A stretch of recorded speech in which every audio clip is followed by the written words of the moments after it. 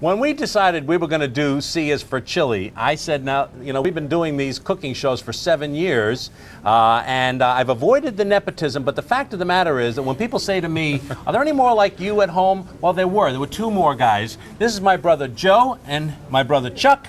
This is Joe's daughter Donna. And of course, many of you know little Joseph is my son. So we decided to make this a family affair, because my brothers are the biggest chili heads I have ever encountered. And they came in from out of town. Joe, you're from upstate New York. Upstate New York. And Chuck? Durham, North Carolina. Right.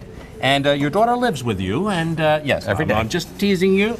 And, and so they came in yesterday and they started making chili right here. We started to make it right in the studio. The smell was going up out through the airlock up to the 3rd floor. People were wafting down the stairways, and the results are right here. And Joe, we're going to do your chili first. We're going to talk about how you put together your chili, because you have a certain philosophy about chili making, and Chuck has a very different one. So let's get started with yours. My chili is, I guess, in the tradition of cowboy food. It's ingredients by convenience. Whatever you happen to have, there is no set recipe. And when you asked me, write it down, I had to make a batch just so that I could write down what I was putting in, because I had never done it before. I always made it based on whatever I had. Yeah. And so this is the same as the test batch that I made, but it's the first time I've made 2 batches the same. Yeah. You're sort of like an improvisational chili cooker. Right. Okay. Right. But now some of the basic things that you always put in, you use different cuts of meat, right? Right. Now how do you normally break it down? Because the recipe is in the cookbook, but... about 3-to-1 ratio of meat to beans, of the dry weight of the beans. All right. Just an approximation. Right. And I'll use ground beef, I'll use steak that I'll cut up into smaller pieces, I've used ground turkey, any number of things. But this one that I made here is steak that we cut up. Right. Now, we have over here on the table some of the ingredients, the spices and whatnot. The beans is something that you like to have a variety of beans. And what we have laid out there are some of the beans that are in here. You have one more, which I can't remember which one. The pink beans, the smaller pink beans. Small pink beans. Because those are pink kidneys, black beans, pinto beans, and the dark red, small dark reds, and that's so that you get some variety in the texture, I guess. Right. And because there's not much flavor to beans, they soak everything up. Right. All right. So that's that. And now you got a plate of the spices that you, some of the spices that you include, because you don't use all just chili mix. I'll use powdered peppers. It'll be 1 chili pepper that'll be powdered. We had the ancho chili and our bowl chilies that were powdered, and I used some of each of those, and then I also used a prepared commercial chili powder. Okay. So there's a little bit of everything. All right. And these are some of the chili peppers that the grindings are from, and I guess we'll talk with Chuck about some of that later on. You also use fresh garlic. Now, you don't rely on the garlic in the chili powder, right? Right. Okay. I like to add some fresh garlic, and I saute that along with the onion. It's the first thing that goes in the pot. All right. And you put your spices in with your meats. Right. I use about 1/3 to 1/2 of the dry spices while the meat's cooking.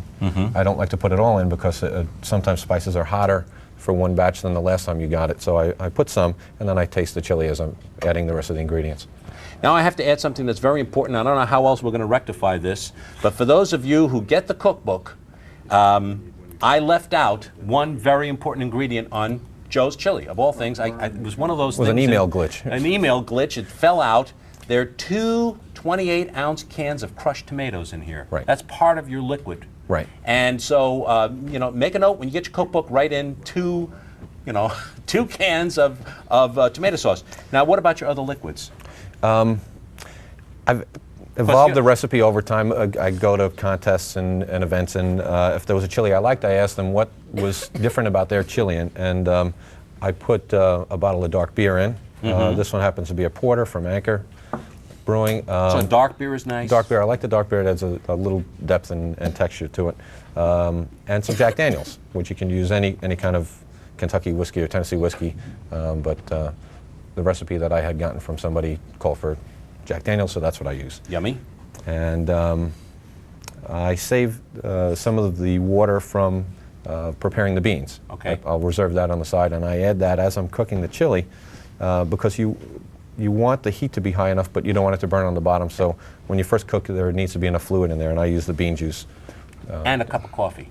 There's also some black coffee. Yeah. That goes in there. Joey sent me the recipe, and he had all of these liquids there. And at the end of the liquid list, he had 5 bottles of beer. And I thought that was sort of extreme, you know, until I read the whole recipe. And you only put like 1 cup of beer in, and you drink the other 5 bottles.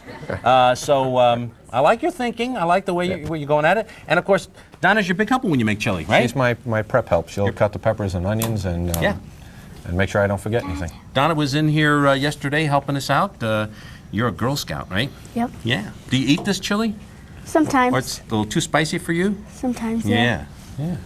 Joey doesn't eat chili yet, but we're gonna train him to eat some chili, and that's what I want to do now. I want to pour some of this out. Yes, you want to taste it now? No. No. He doesn't want this to be his chili debut. We'll save you from that. You can have some cornbread or something like that, or some Fritos or something. But let's put some chili out in some bowls and have our official tasters.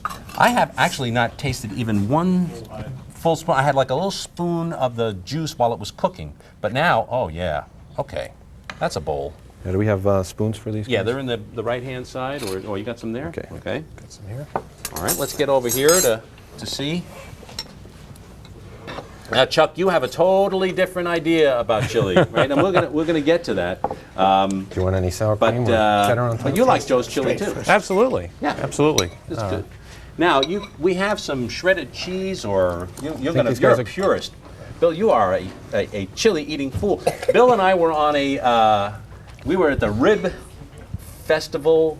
Eating ribs together, yeah. Yes, that's where we actually met the first time. For 2 years running, we were at the Rib Festival. Chris and I were the most dainty rib eaters, of course, out of all the rib eaters. So. And we're hoping that they invite us back again. As a matter of fact, we might as well put that right out there now. And if you need substitutes from North Carolina and New York, we'll probably talk these guys coming back in. So what do you think of this chili? Oh, it's good. I like. It's nice to get around to some steak here in the chili.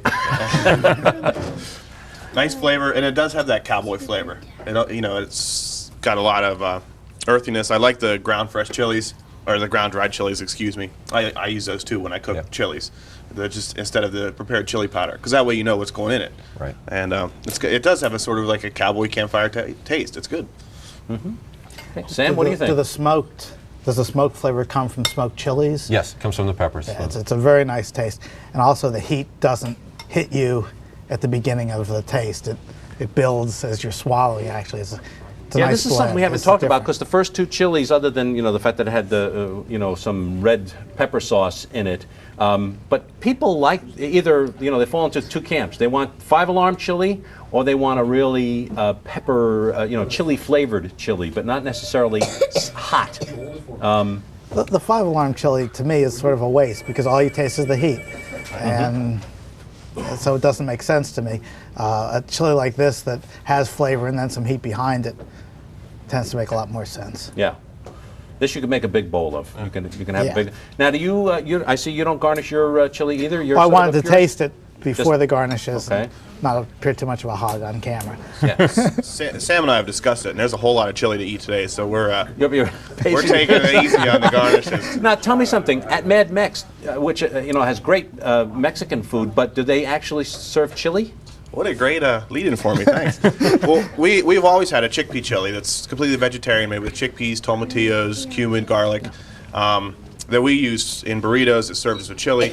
And we're rolling out a turkey chili. It's ground turkey, red beans, also has coffee. We use ancho chili powder and some other things, and we've started selling that at the North Hills Mad Mex, and we're going to have it at Oakland and our Philadelphia store soon. So we're going to go with 2 chilies now. No Ovaltine.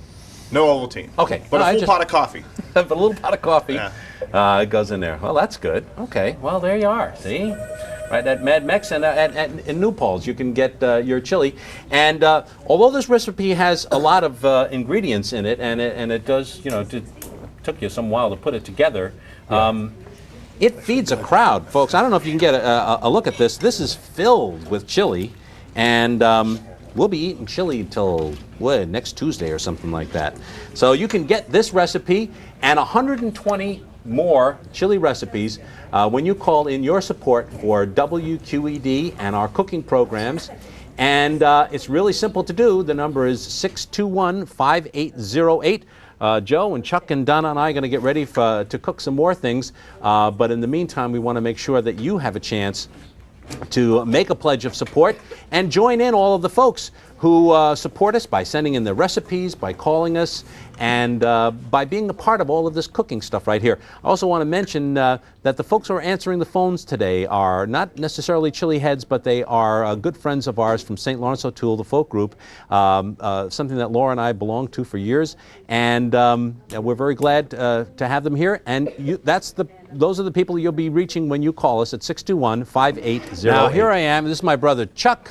Chuck moved down to North Carolina. Actually, you went to Duke. Yeah. And that's how you ended up in North Carolina. That's right. And now he's opened up like a branch of the family down in North Carolina because my sister Pauline is there, and her daughter is there with her new husband, and you're there with your wife and daughter. So, there's more and more occasions to go down to North Carolina. That's right. How do you like it down there? I love it. Yeah. Great weather. Do you eat any chili down there? Yeah, what you might call chili. Yeah. That's a funny thing because around the country, people have totally different ideas of what chili is. And I know that because of all the recipes that we got for the cookbook. Somebody said, this is authentic Texas chili. No beans or, whatever. Yeah. And some chilies have pork in them. Some have just beef. Some have no meat. Some have beans, no beans. In Cincinnati, I gotta get this out here. They make a chili called Skyline chili. It's flavored very heavily with cinnamon, and it's served over, guess what? Spaghetti. I don't get it. And it ain't chili to me. But anyway, the whole thing about your chili, because we should get to this, is that it's a many peppered thing. That's right. And you prepare your peppers by toasting them. So why don't you tell me what you do and just do some here? Okay. Because we got a whole bunch of these dried up chilies. What I like to do is start with actually dried chilies, and I use a variety of chilies in the recipe, and I get a cast iron pan, nice and hot, and pick out. It's smoking. Yeah, we need to get the chilies on there. You put any oil in? I just wipe it lightly with some oil, and then I'll get out the flattest chilies that I can. I might flatten them out while I put them in here. I take the stem off because that often will interfere with the lid going down. So I'll pick out a couple of chilies. What are you picking? Okay, this is a Pasilla Negra chili. This is the Mexican chili pod, just the kind that you see on the ristros. Yeah. Okay. And also an ancho, kind of a heart-shaped. And actually, we'd use a couple of Pasilla Negra chilies. Okay. So we just got a couple more. Now, did you put in, when you made it the other day, your batch that you've made, you had some arbols? Yes, we got some arbols too. Those are the hot ones, right? These are pretty hot. I only use a couple of these because they are so hot. So we're going to throw 3 of these in here too. Okay. That's starting to, yeah, it's already starting to make an aroma here. So now what we do, in order to get them toasted down, we just put the top down on it.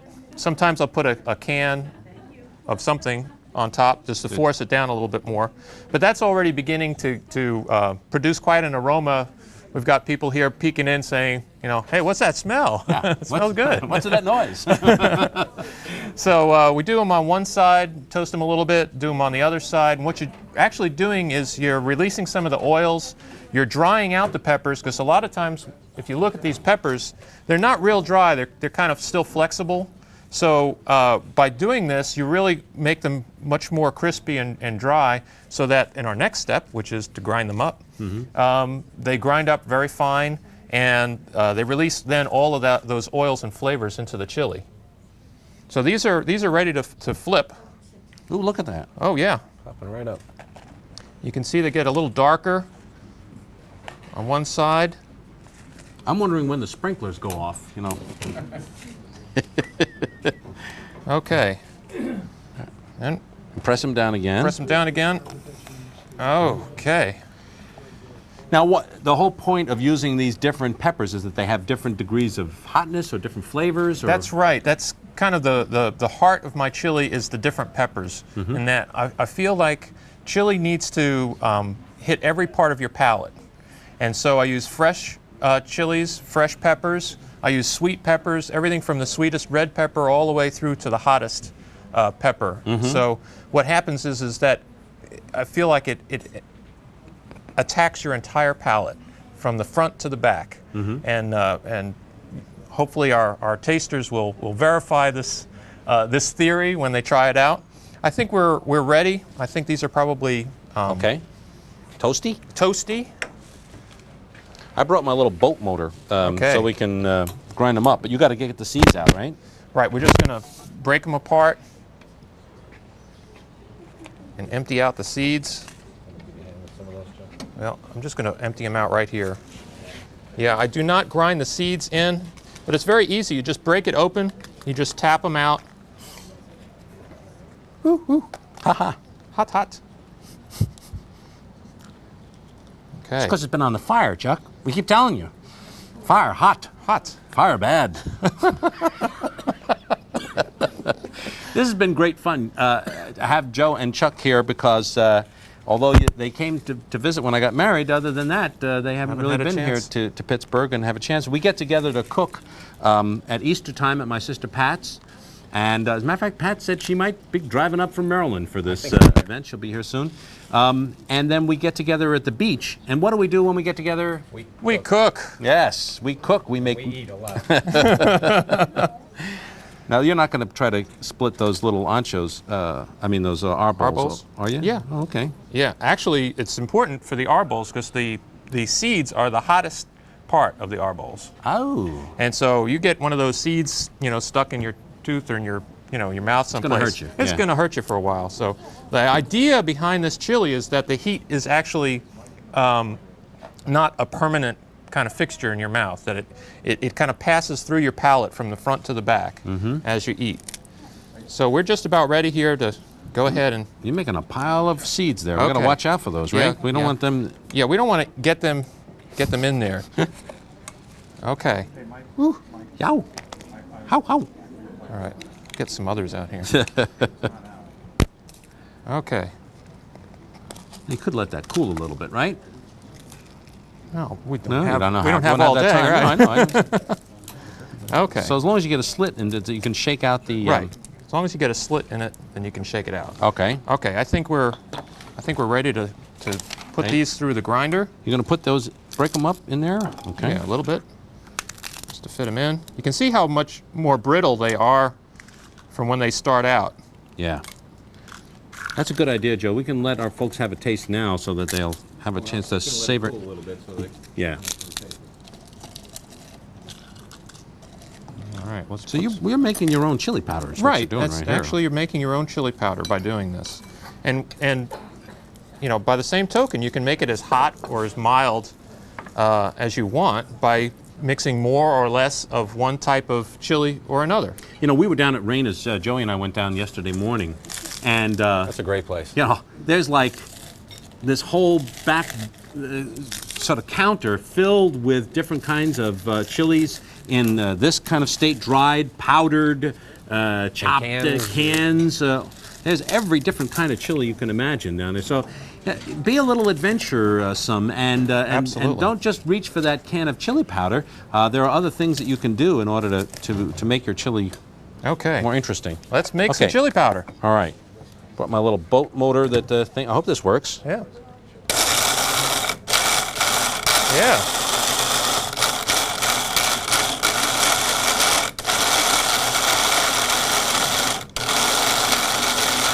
Look at that.